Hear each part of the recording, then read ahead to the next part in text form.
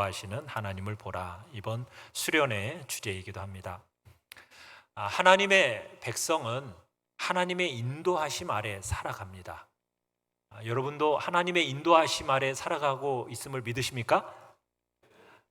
그런데 어떤 분들은 하나님의 그 인도하심을 바라면서도요, 과연 지금도 하나님이 나를 인도하실까라는 의문을 품는 분들도 있습니다.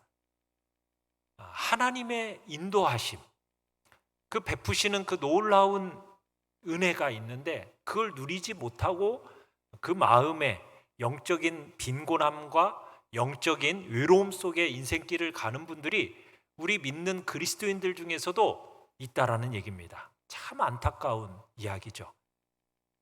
늘 우리를 향해서 하나님은 신실하신 그 인도하심으로 우리를 인도하시는데, 우리가 하나님의 인도하심을 어떤 특정한 삶의 조건 속에서들만 필요로 한 것처럼 여기는 태도가 있습니다. 무슨 얘기냐면, 많은 사람이 어떤 중요한 결정의 순간, 때로는 자신의 삶에 닥친 시련, 절망, 그 어떤 절망적인 상황, 이런 상황 속에서만 하나님의 인도하심에 관심을 보이는 거예요. 다른 때는 하나님의 인도하심에 별로 관심이 없다가 그런 특별한 상황 속에서만, 그리고 그런 관심조차도 주로 어떤 내용들만 관심을 갖느냐, 어떻게 라는 수준을 벗어나지 못합니다.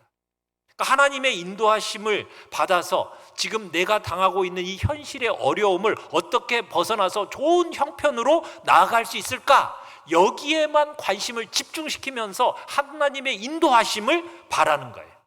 그러니까 하나님의 인도하심이 그저 내 처한 상황과 문제들을 해결하고 어떤 중요한 결정의 순간에 있어서 어떤 선택을 돕는 수단 정도로만 하나님의 인도하심을 생각하는 경향들이 의외로 많이 가지고 있다는 거죠. 여러분, 그런데요, 성경에서는, 그리고 지난 교회의 역사 속에서는 하나님의 백성에게 있어서 하나님의 인도하심과 관련된 가장 중요한 사실은 뭔지 아십니까? 하나님이 우리를 인도하신 어떤 방법을 알아내는 것, 여기에 있는 게 아닙니다. 하나님이 우리를 인도하시는 방법, 하나님의 뜻을 알아내는 방법, 여러분, 여기에 더 중요한 것보다도 자기 백성된 우리를 인도하시는 하나님, 그분에게 초점을 맞춰야 되는 거예요. 근데 우리는 자꾸 뭐만 찾아내려고 해요? 어떻게 하면 하나님의 인도하심, 하나님의 뜻, 이걸 알아낸 방법에다가 자꾸 초점을 맞추는 거예요. 사랑하는 성도 여러분, 하나님은 여전히 우리의 목자로 계심을 믿으시길 바랍니다. 목자이십니다. 성경은 우리가 이해할 수 없는 상황과 어떤 문제를 만날 때 어떻게 하나님의 인도하심을 받을 수 있는가라는 방법론적인 것을 우리에게 가르쳐 주지 않습니다. 어떤 지침, 방법론, 이런 것을 성경은 제시하고 있지 않아요. 성경이 제시하는 바는 뭔지 아십니까? 우리를 인도하시는 하나님, 그 하나님께 강조를 두고 있는 거예요. 어떤 형편과 조건 속에서도 우리가 믿고 의지해야 할 하나님께 초점을 맞추는 것, 여기에 성경은 우리의 관심을 두고 있다는 겁니다. 자, 1번을 같이 한번 읽어보겠습니다. 1번입니다. 시작. 상황보다 크신 우리의 목자를 보라. 상황보다 크신 우리의 목자를 보라. 예수님을 믿는 우리의 삶의 현장에서는요, 다양한 문제와 상황들을 만나게 됩니다. 때로는 우리가 예상치 못하고 바라지 않았던 어떤 비극적인 사건들을 우리들이 경험하기도 해요. 그런데 우리는 당장의 조건, 눈에 보이는 현실, 우리는 거기에만 몰두하기가 쉬워요. 왜 이런 일이 생겨났지? 어떤 선택을 내가 해야 되지? 앞으로 나와 우리의 가족의 삶은 어떻게 될 거지? 여기에만 우리가 골몰하는 거예요. 그러면서 현실 속에서 자꾸 허우적대입니다. 하지만 성경은 그런 우리에게, 야, 그럴 때는 A가 하나님의 뜻이야 라든가, 아니면은 하나님의 인도하심을 받기 위해서는 B라는 방법을 취해야 돼, 이런 식으로 얘기하지 않습니다. 그 모든 조건 속에서 인도하시는 하나님을 보라고, 그분을 신뢰하라고 성경은 그렇게 이끌어요. 이 세상을 여전히 이끌어가고 주관하시는 분이 누구시다? 하나님이다. 자기 백성된 자를 아시는 분이 하나님이시고 우리를 향해서 선하신 뜻을 가지고 계신 분이 하나님이시다. 그 하나님을 보도록 우리의 눈을 이끌어주고 열어주는 것이 성경의 역할이지, 어떤 방법론, 이게 하나님의 뜻이야? 이게 하나님의 인도하심이야? 이런 식으로 무슨 지침을 내려주거나 방법을 가르쳐주는 것이 성경에 우리를 인도하시는 방법이 아니라는 거예요. 그런데 우리는 자꾸 뭘 찾으려고 해요? 성경 속에서 방법을 찾고 거기서 구체적인 하나님의 뜻을 찾아서 나한테 직접적인 계시를 해주기를 간절히 바라는 경향이 우리 안에 있어요. 여러분, 그렇게 가면요 마음의 평안을 못 누립니다. 불안합니다. 모든 상황과 문제에 빠져서 불안해하고 두려워해요. 오히려 낙심하고 신앙적인 의욕을 잃어버리고 오히려 하나님을 향해서 불신앙에 처하게 되면서 자신을 인도하시는 하나님을 무시하거나 오해하는 경향들이 생기게 돼요. 한번 여러분 스스로 한번 질문해 보시길 바랍니다. 여러분의 삶 속에 여러분을 인도하시는 하나님 분명히 보고 계십니까? 아멘? 보고 계세요? 그렇다면 내가 보고 있다고 말하는 그 하나님의 인도하심이라는 것은 여러분 어떤 것입니까? 혹시 그저 내가 원하는 어떤 상황과 내가 바라는 어떤 문제가 해결되는 그 정도만을 하나님의 인도하심으로 생각하고 있지는 않습니까?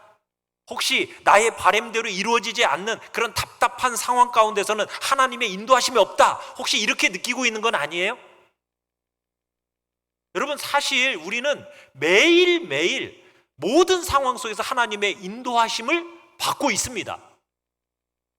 믿으세요? 매일매일 모든 상황에서 하나님의 인도하심을 받고 있어요. 그런데 많은 성도들이, 적지 않은 성도들이 하나님의 인도하심에 대해서 의문을 품어요. 오해해요. 왜곡된 태도를 취해요. 왜 그럴까요? 이유가 뭘까요? 왜냐하면 하나님의 인도하심에 대해서 오해하기 때문이에요. 어떻게 오해하느냐? 하나님이 인도하심을 받기 위해서는 앞일에 대해서 하나님의 정하신 뜻을 알아내야 한다, 이렇게 생각을 해요. 정하신 뜻이 분명히 있다라는 거예요. 하나님의 나를 향한 완벽한 계획표, 하나님의 완벽한 뜻, 이게 있다라는 거예요. 나의 인생에.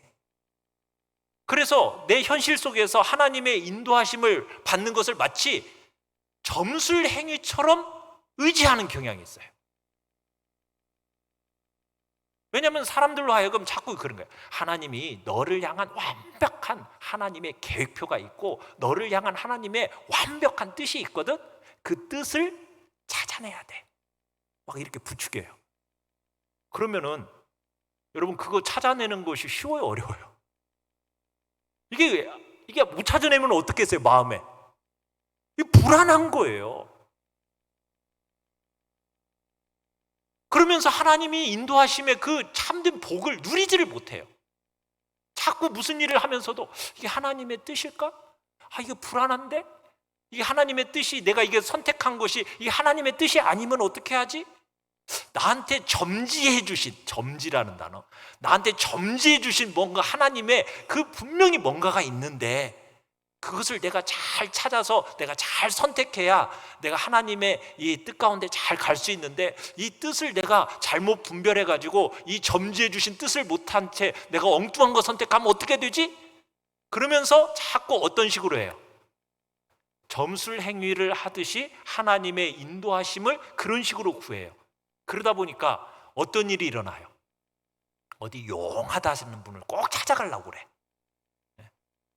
어디 유명한 권사님, 목사님 찾아가가지고 기도받고, 그래서 그 기도 가운데 뭔가 나한테 꼭 집어주는 그것이 하나님의 뜻이다라고 받으려는 그런 엉뚱한 일을 하고 있어요.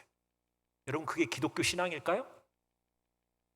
그건요, 저기 무당신앙이나 똑같은 거예요. 무당을 찾아가는 거나 그걸 찾아가는 거 똑같은 거예요. 여러분, 하나님은 그런 식으로 인도하시는 게 아니에요. 이것은 우리의 이 하나님의 인도하심에 대한 잘못된 오해입니다. 무지에서 비롯된 거예요. 이런 잘못된 견해를 가지게 되면 항상 마음에 불안과 두려움에 빠지게 돼요. 근데 의외로 한국 교회 안에 이런 일들이 많아요. 우리 교회를 얘기하는 게 아니라 다른 교회를 얘기하는 거예요. 의외로 그런 분들이 많더라고요. 그러면서 자꾸 나를 향한 하나님의 뜻이 무엇인지 모르겠어 하면서 자꾸 답답해. 무슨 직업을 선택할 때도 그렇고, 어디 사업을 무엇을 한다고 할 때도 그렇고, 그러면서 무슨 선택의 문제만 딱 생기면은 나를 향한 하나님의 뜻이 무엇일까 하면서 자꾸 뭔가를 구하는데 은근히 뭘 구하는 거예요? 직접적인 지시, 직접적인 하나님께로부터 들려지는 음성, 어떤 뜻, 이런 것들을 자꾸 알고 싶어 하는 거예요.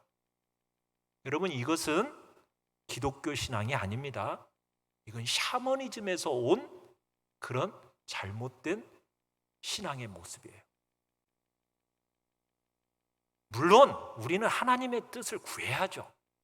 하나님의 뜻을 구하는 것은 그건 문제가 아니에요. 그건 중요한 거예요. 우리가 가져야 할 태도예요. 우리가 로마서 12장 2절에서도 그렇게 얘기를 합니다. 우리 같이 한번 읽어보겠습니다.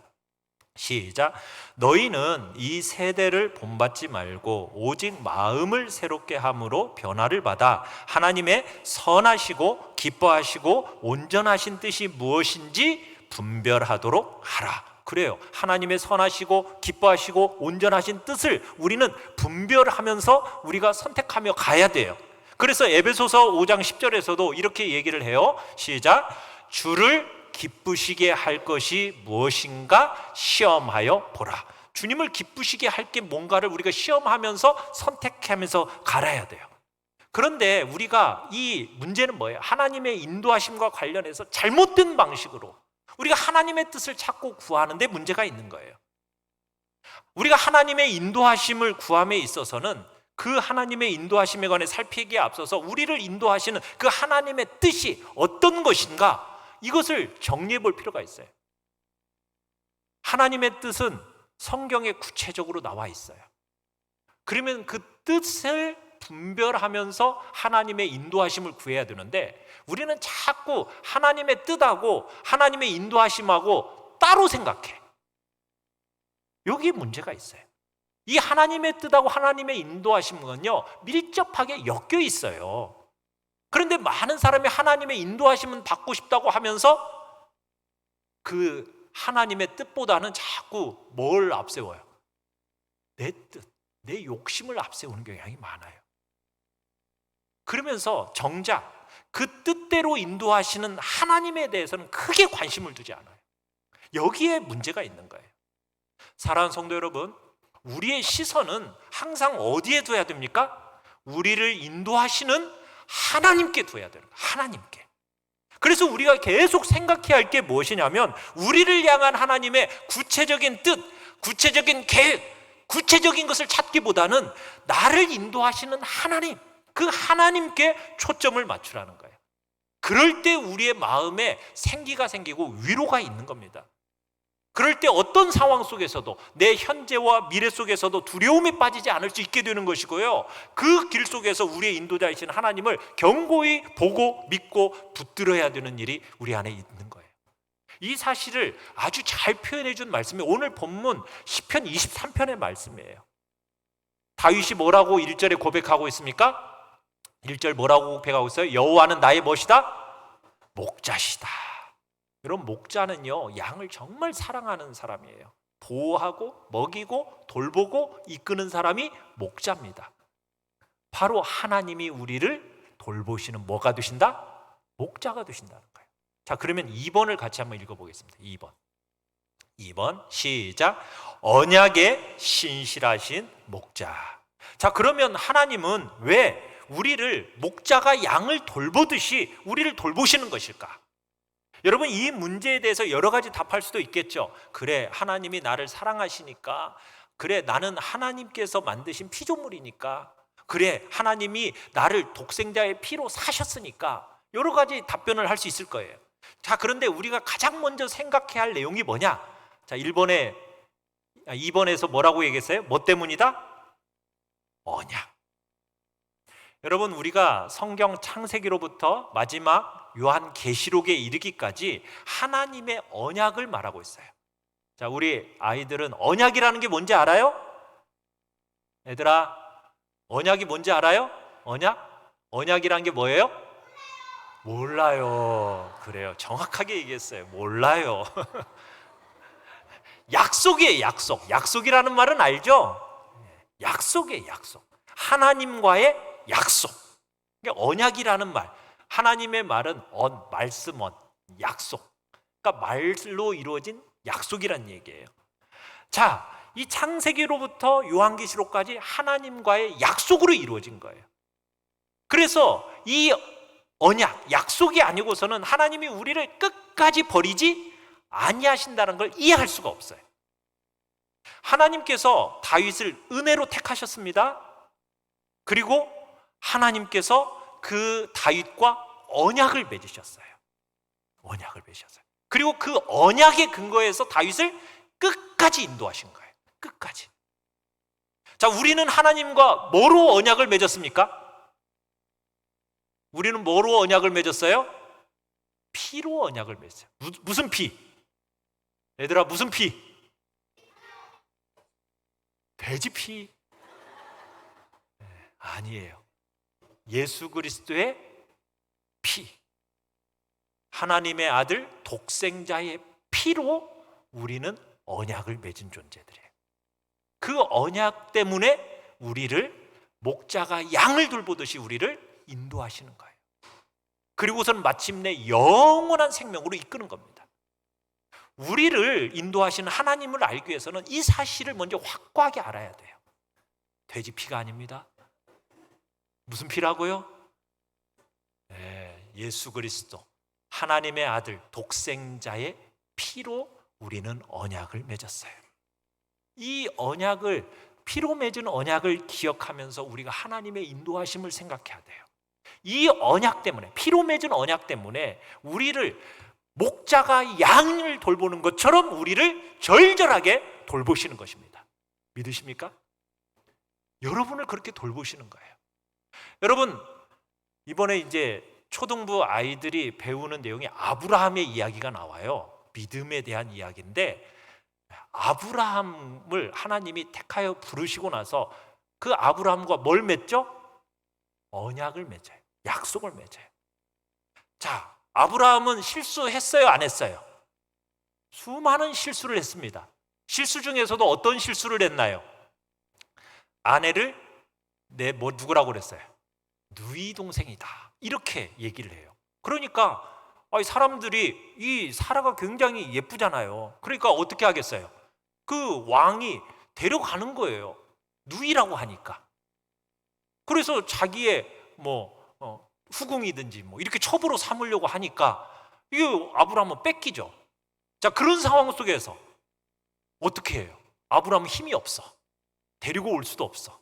그러니까 어떻게 하셔요? 하나님이 그 왕을, 애굽 왕을, 아비멜렉을 혼내셔가지고, 그래가지고 데려오는 거예요. 무엇 때문에? 언약 때문에. 하나님께서 아브라함과 맺으신 언약 때문에. 성경에 나오는 모든 인물들이 다 똑같아요. 이삭도 그렇고요, 야곱도 그렇고요, 출애굽한 이스라엘 백성들도 그렇고요. 하나님께서 끝까지 돌보시고 인도하신 것은 무엇 때문이다? 언약 때문이다. 그들이 잘나서가 아닙니다. 뭔가 다른 점이 있어서가 아닙니다.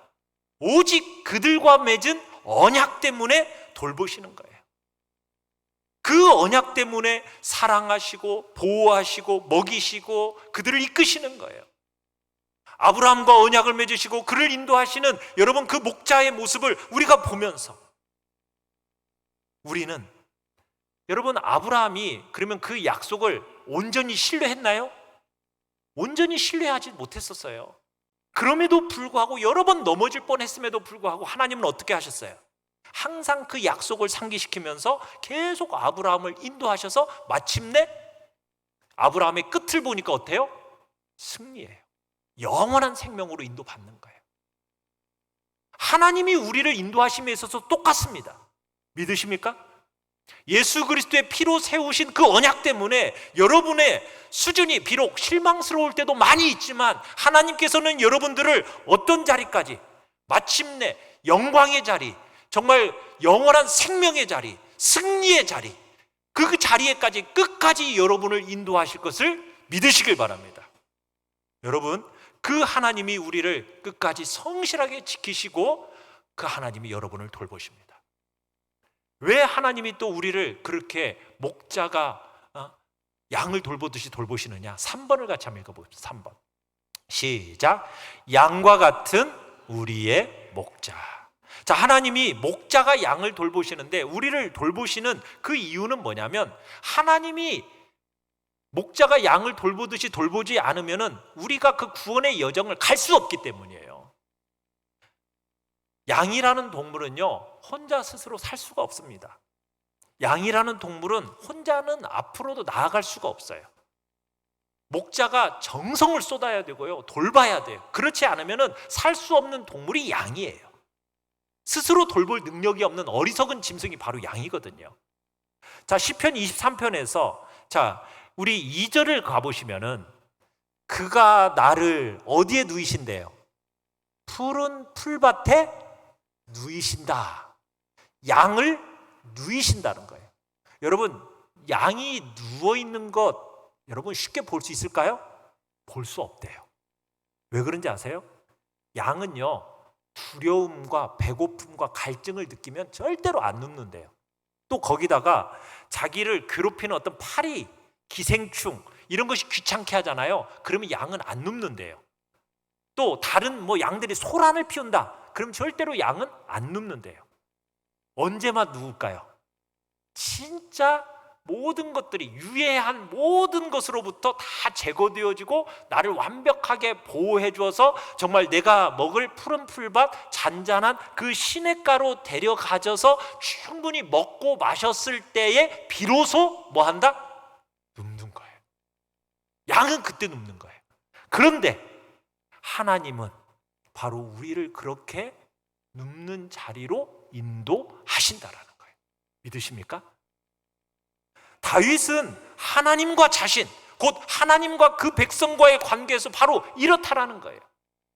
여호와는 나의 목자시라는 거예요. 여러분, 이 고백은 우리를 돌보시는 하나님이 양인 우리에게 목자와 같이 절대적인 분이라는 겁니다. 다윗은 하나님이 실제로 만물의 창조주일 뿐만 아니라 온 세상의 주권자로서 모든 것을 주관하시고 섭리하시는 가운데 자신을 돌보는 분이라는 것을 고백하고 있는 것입니다.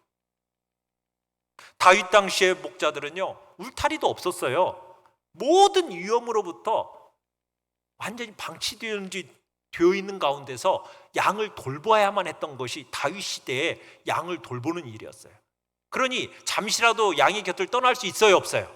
없어요. 그리고 항상 목자들은 양의 건강 상태를 점검하고 외부의 공격은 없는지, 맹수의 위험은 없는지 이걸 막 대비하고, 또 양들이 먹는 풀에 독초는 들어가 있지 않은지 그거 다 살펴보고, 해충 때문에 혹여나 가려움증은 없는지, 또 피부 발진은 없는지, 속병은 없는지, 이런 고통스러움으로부터 양을 치료하는 일을 목자가 하는 겁니다. 그리고 나서 충분한 물과 충분한 양식을 섭취시키면서 그렇게 항상 살피는 것이 목자예요. 그리고 목자가 양들을 따라가면서 또 풀을 먹고 자리에 누워있는 동안 항상 목자는 뭘 생각할까요? 그 다음에는 어디로 이동해야지? 이동 장소를 생각하는 거예요. 이동 장소를 생각하는 게 누가 하는 일이에요? 양이 생각해요? 목자가 생각해요? 목자가 생각하는 거예요. 양은 단지 뭐만 봐요? 눈앞의 현재 상황밖에 못 봐요. 그게 양이에요. 지금 다윗이 여호와는 나의 목자시니 라고 고백할 때, 여러분, 이 같은 목동 시절을 경험들을 떠올리면서 지금 이 고백을 하고 있는 거예요. 스스로의 돌볼 능력도 없고 정말 어리석고 고집센 이 양 같은 나 자신을 노심초사 돌보시는 분, 그분이 누구시다? 하나님이 나를 그렇게 돌보고 계시는구나. 이 이해가 담겨 있는 가운데 이런 고백을 하고 있는 거예요. 정말 목자가 양을 돌보듯이 그렇게 나를 사랑하시고 나를 그렇게 모든 것들을 세심하게 보살피시고 인도하시고 계셨구나. 잠시도 쉬지 않고 그렇게 나를 돌보며 인도하신 분이 하나님이셨구나 라고 고백하고 있는 것입니다. 사랑하는 성도 여러분, 이렇게 우리를 인도하시는 하나님을 의지하고 계십니까? 여러분, 그분을 바라보고 그분의 인도하심에 여러분 기꺼이 맡기고 계십니까? 우리는 스스로 돌볼 능력도 없고 우리는 너무너무 고집센 존재들입니다. 그럼에도 불구하고 우리를 끝까지 이끄시는 분, 그렇지 않으면 우리는 영원한 생명으로 들어갈 수가 없는 거예요. 얼마나 우리는 고집부리고 또 우리는 얼마나 집착하기를 좋아하고 내 고집대로 하려고 애를 씁니까?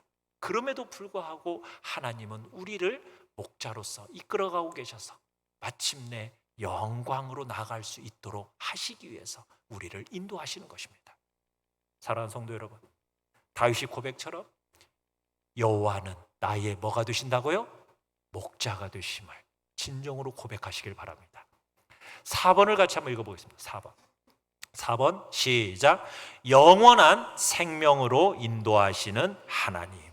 자, 다윗은 하나님이 자신의 은혜로운 목자요 또 인도하신 자이심을 알았기 때문에 모든 상황 속에서 삶의 위기가 찾아올 때마다 수시로 하나님의 인도하심을 구했어요. 다윗의 모든 기도는 불안 때문에 기도한 게 아니라 어떻게 보면 믿음 때문에 기도한 겁니다. 하나님의 목자로서 자신을 인도하실 것을 확신했기 때문에 기도한 거예요. 여러분, 하나님의 인도하심은 그저 우리의 고통을 덜어주는 수준, 어떤 삶의 여러 가지 어려움을 제거하는 수준, 여러분의 어떤 위기를 해결하는 수준, 이 정도가 아닙니다. 하나님은 여러분과 교제하고 동행하면서 인도하시는데 마침내 여러분을 어디까지 이르도록 인도하시는 분이라고요? 영원한 생명으로 이르도록 인도하시는 분이 하나님이십니다. 그러기에 여러분의 삶에 있어서 때로 수많은 문제가 있고 현실적인 어려움들이 있을 때 그 속에 하나님이 간섭하셔서 우리를 인도하실 것인데, 영원한 생명이라는 관점에서 보면 여러분 그때의 그 어려움과 고통이라는 것은 얼마나 될까요? 잠시예요. 잠시. 하나님은 큰 그림을 그리시고 우리를 인도하십니다. 믿으십니까? 여러분들에게 있는 작은 순간들, 사망의 음침한 골짜기와 같은 그곳을 지나는 그 순간들, 그건요 작은 순간이에요. 영혼의 관점에서 보면 잠깐입니다. 하나님은 큰 그림을 그리면서 여러분들을 그 영원한 생명의 세계로 인도하고 계심을 믿으시길 바라요. 그렇다고 해서 여러분이 당하는 고통과 당면한 문제들을 하나님 대수롭지 않게 여기신다거나 우리를 가볍게 다룬다는 그런 얘기는 아닙니다. 하나님은 우리가 고통의 순간 중에도 우리가 아는 것보다도 더 세밀하시고 더 빈틈없이 우리를 인도하시는 분이에요. 문제는 우리가 사방이 막힌 것 같은 그런 현실 속에서 견디기 힘들고 답답할 때 하나님이 인도하심이 없다, 이런 식으로 단정짓지 말라는 얘기예요. 그 속에서도 하나님은 우리의 인생을 어떻게 하고 계신다? 인도하고 계심을 믿으시라는 거예요. 결코 여러분들을 하나님은 떠나지 않으십니다. 그 하나님을 바라보라는 거죠.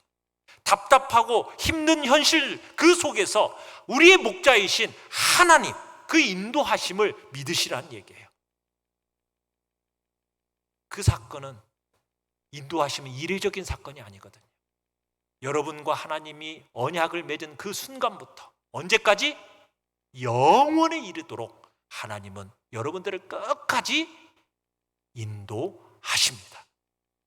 큰 그림 속에서 여러분의 그 일상 가운데 허락하신 그 모든 것들을 하나님의 인도하심을 보고 이해하는 복된 자리에 여러분들이 있기를 바라요.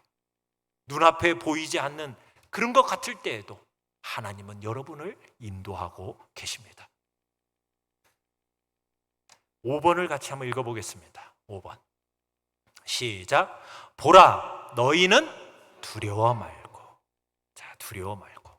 여러분, 여러분의 현재, 미래의 문제, 여러분의 상황들 목자 되신 하나님의 인도하심 가운데 있다라는 거, 여러분 이것을 보지 못하면은 자꾸 여러분들이 처한 현실의 문제들에 예민해가지고 자꾸 하나님에 대해서는 둔감하고 소홀히 하면서 자꾸 보이는 현상에만 막 민감하면서 답답해하고, 그리고 하나님 앞에 어떻게 해요?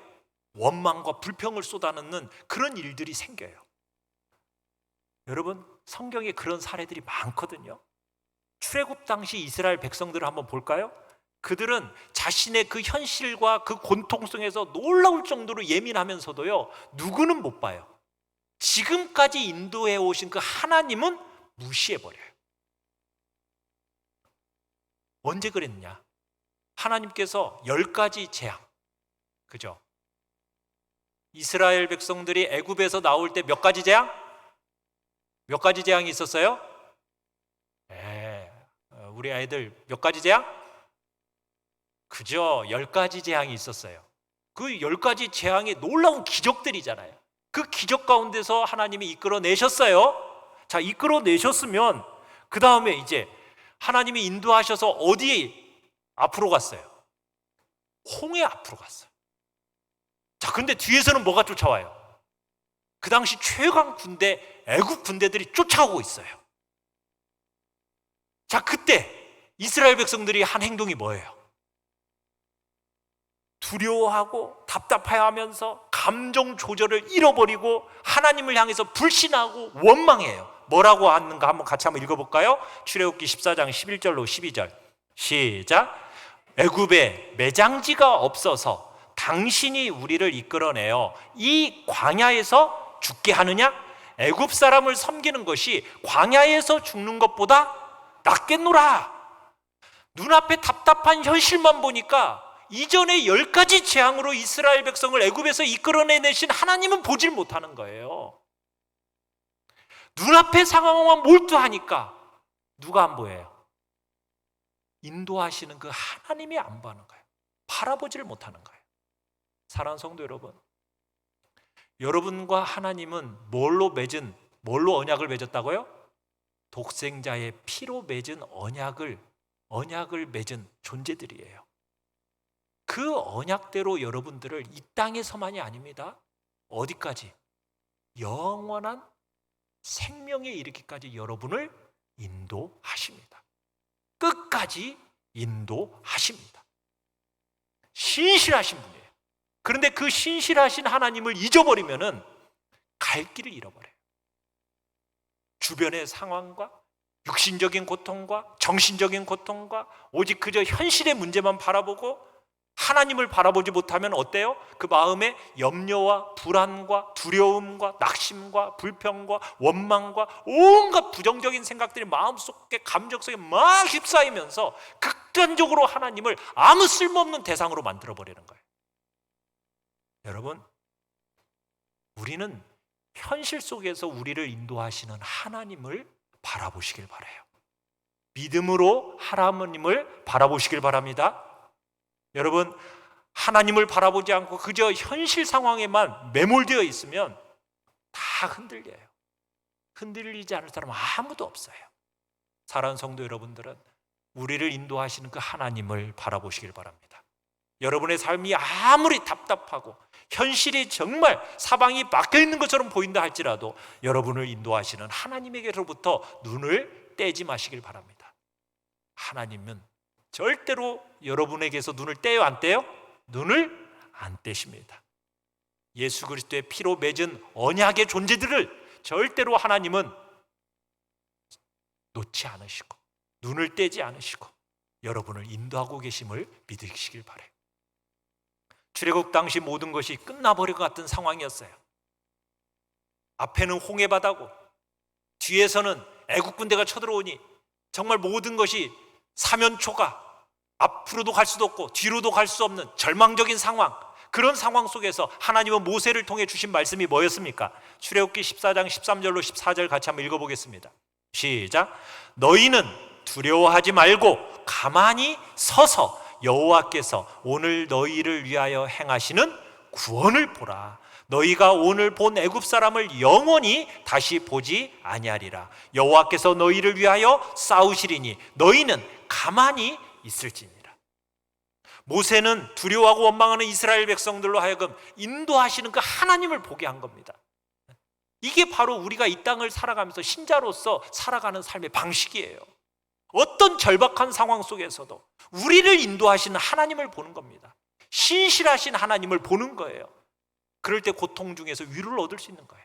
막막한 현실 속에서 담대할 수 있는 겁니다. 살아계신 하나님, 역사 속에서 자기 백성을 인도하신 하나님, 그분이 실제로 내 삶을 인도하신다. 지금도 인도하신다. 여러분들 그 하나님을 믿고 그분을 바라보라는 거예요.